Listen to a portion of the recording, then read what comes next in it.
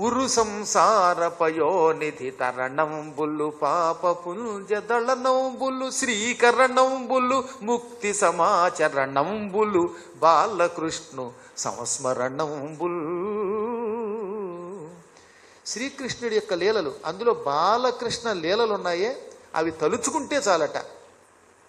దాటశక్యము కాని సంసారమనే సముద్రము దాటతాం. సంసారం దాటలేము కానీ దాటగలం ఎప్పుడు? బాలకృష్ణుని యొక్క లీలలు తలుచుకుంటే లేక వింటే. ఇప్పుడు మీరు వింటున్నారుగా బాలకృష్ణ లీలలు, మీరు తప్పక సంసారం నుంచి బయటపడతారు.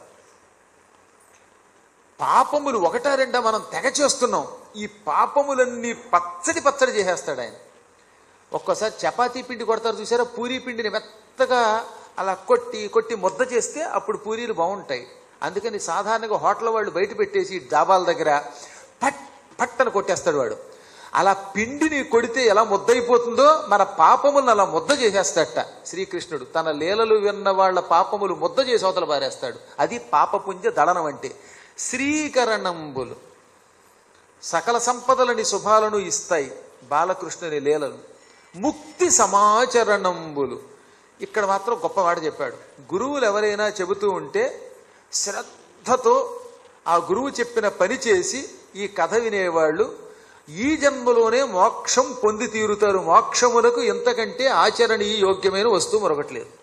సందేహం లేకుండా ముక్తి సమాచరణం బాలకృష్ణ స్మరణ, బాలకృష్ణుని లీల. ఆయన లీలలు విని తీరవలసినదే.